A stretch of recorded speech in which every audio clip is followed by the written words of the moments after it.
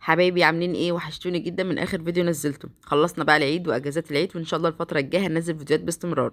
النهارده بقى هنعمل مع بعض كيكه النايتي الهشه الاسفنجيه، طعمها حلو جدا، هتعجب الولاد، تنفعك كمان في اللانش بوكس، فكرك كده بذكريات الطفوله.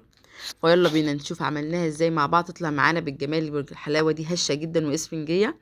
يلا بينا نسمي الله ونصلي على الرسول. بس لو لسه اول مره تتابعيني، يا ريت ما تنسيش تعملي لايك واشتراك القناه عشان يوصلك كل جديد.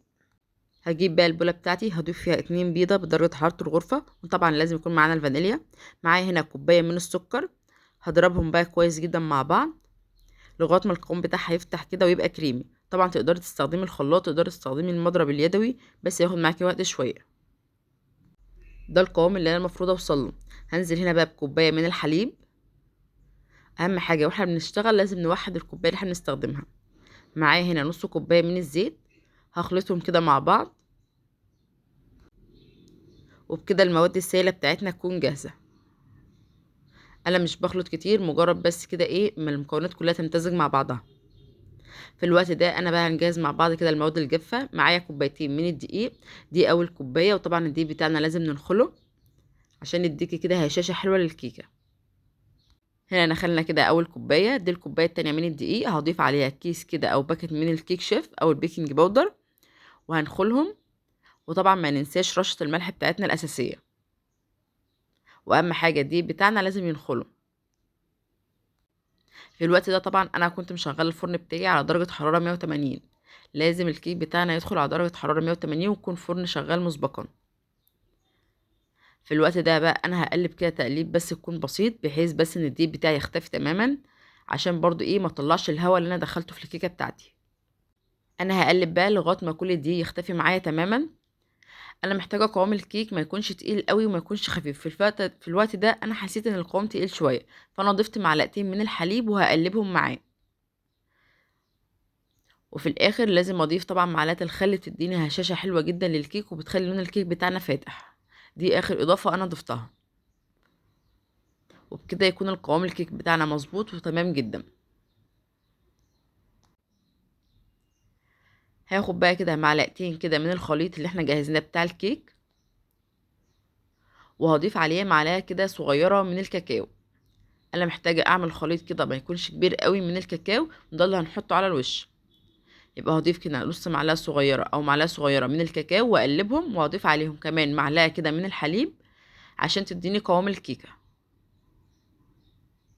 طبعا القوام بتاعنا دلوقتي تقيل اللي هو قوام الكاكاو. هضيف عليه معلقه كمان من الحليب، وافضل اقلبهم مع بعض لغايه ما اوصل لقوام كده ما يكونش خفيف قوي ولا تقيل قوي، اللي هو زي قوام الكيكه، بحيث ان انا اجي انزله يبقى نازل معايا بكل انسيابيه. انا في الوقت ده بقى مجهزه الصاج بتاعي، ده صاج 30 في 40، مبطناه كده بورق من الزبده. وهنزل بقى بخليط الكيك.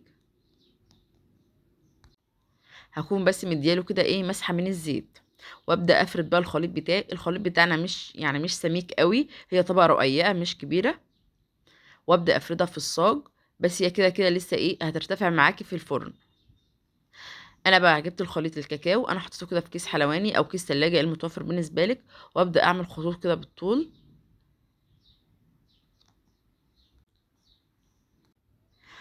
بعد ما بخلص بقى كل الخطوط دي بدخلها الفرن على درجه حراره 180. ما بتاخدش وقت كبير لان طبقه الكيك بتاعتنا مش كبيره قوي، يا دوبك بس بتقعد من ربع ساعه لتلت ساعه. انا هنا بعد ما خلصت بقى الشكل كده، عملت خطوط بالطول، ببدا بقى اجيب خله كده او عصايه شيش طاووق، وابدا بقى كده اعمل خطوط رايح جاي اللي هو الشكل الزجزاج ده، بيديني شكل حلو جدا في النهايه. كده الكيكه بتاعتنا تكون جاهزه انها تدخل الفرن. بس بقى كده في الفرن من ربع لتلت ساعه، وفي اخر 5 دقايق بولع عليها الشوايه عشان تطلع بالشكل والجمال ده. هبدا بقى كده اسلك الحروف بتاعتي عشان اقلبها.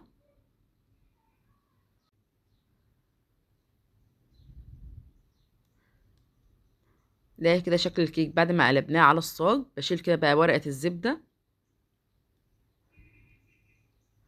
طبعا تقدري تحشيه اي حاجه، نوتيلا، فراوله طبعا، بس احنا متعودين ان كيكه النايتي لازم تكون كده ايه بمربى الفراوله. بصراحه بيبقى طعمها حلو جدا معاها. عايزه اقول لك ان الكيك بتاعنا هش جدا وطري، حاجه كده في منتهى الجمال. هوزع بقى كده الفراولة بتاعتي بالشكل ده، وبعد كده بقى هقسمه كده من النص، بحيث ان انا احط الطبقتين كده فوق بعض. عايزه اقولك ان هو ينفع معاكي في اللانش بوكس، ينفع معاك الولاد هيعجبهم جدا بدل ما كل شويه بنروح نشتريه. فبجد طريقه سهله جدا وبسيطه، وان شاء الله تعتمديها معاكي. هنبدا بقى كده نسوي الاطراف بتاعتنا، وطبعا الاطراف دي مش بتترمى، لا احنا بناكلها كده واحنا واقفين.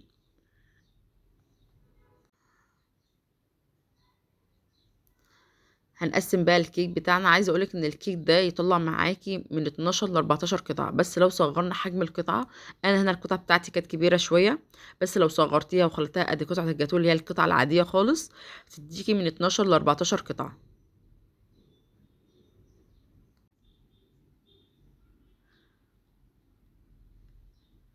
انا هنا هخلص بقى تقطيع خالص. انا بحفظه كده في علبه من التلاجة، بحيث بس ايه تحتفظ بطراوتها. مش قادره اقولك شكله خطير جدا، هش واسفنجي وبيدوب ذوبان، لونه فاتح كده، بجد هيعجبك ويعجب الاولاد جدا، وينفعك كمان في اللانش بوكس، وينفع الولاد بدل ما كل شويه بنروح نشتريه. هيعجبك جدا، وان شاء الله يطلع معاكي ناجح من اول مره. شايفين ما شاء الله من جوه لونه فاتح وحلو قوي. يا رب وصفه تكون سهله وبسيطه وتعجبكم، واشوفكم على خير، وربنا يحسن ما بين ايديكم.